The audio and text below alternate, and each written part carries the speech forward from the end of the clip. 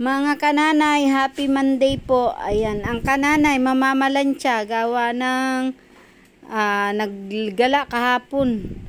Umuwi kami kahapon sa Nasugbo mga kananay, kaya hindi ko nagampanan ng aking obligasyon.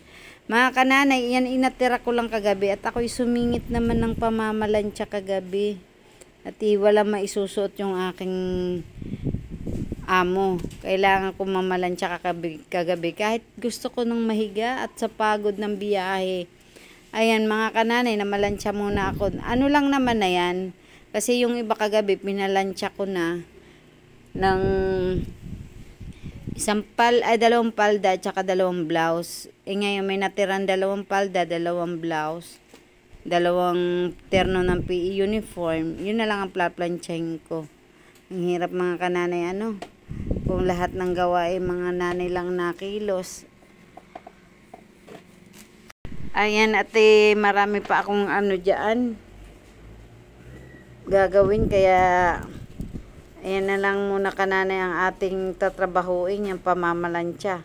Mamamalansya tayo at tayo baka matanggalan ng trabaho. Mahirap maghanap ng trabaho ngayon mga kananay.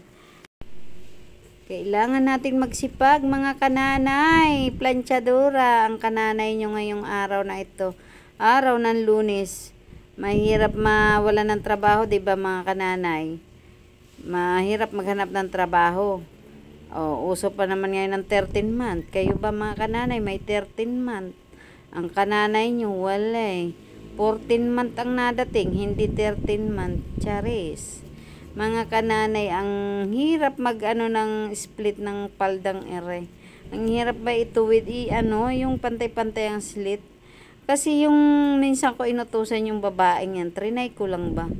Sabi ko, anak, ka ng isang palda mo lang, isang blouse, at ako nakakubahala sa iba. Ako na mamamalansya. Abay, sumunod naman ang bata. Alam nyo ba mga nangyari kananay? Aba, marami siyang slit. Ang dami. 5 yatang salansan yun. Di ko alam kung saan niya kinuha yun. Dahil ako, ang gawa ko dyan mga kananay, bago lagyan ng panibagong tupi ang palda, pinaplansya ko muna yung dating plancha. Diba nilalaban na pakal tapos maglaba, diba natin. Iyan ay tinatanggal ko, ko talaga sa sagad ang init ng plancha para matanggal ang dating pagkakaslit niya. Kaya hindi ako ganun kadali mamalansya. Ang tagal ko mamalansya. Gawa ng talagang hinihimot-mot ko pa isa-isa yan. Kailangan pantay-pantay at baka tayo matanggal ng trabaho, mga kananay. Mahirap na. Magpapasko'y kailangan natin ang trabaho. Ayan, mga kananay, ganyan ako ng mga gamit niyan, babae na yun. Pero yung damitan niyan, hindi ako nag-ayos siya. Pero hindi pa rin maayos. Baliktad pa rin. Buro baliktad. Ay nako, hindi ko na kayang gampanan yun mga kananay, sa totoo lang. Dahil ang kananay nyo, lahat na may hinarap na.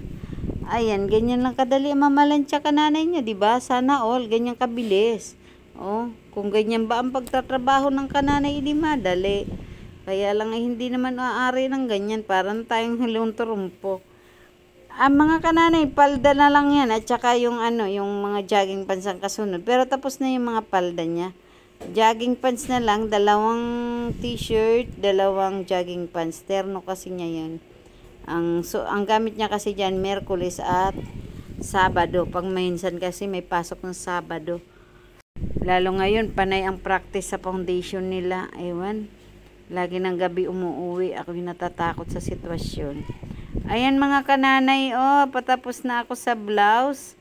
At dalawang palda, 2 blouse. Ayan. Dito naman tayo sa PE uniform. Ayan, ganyan. Diba, ang bilis ng kananay mamalansya.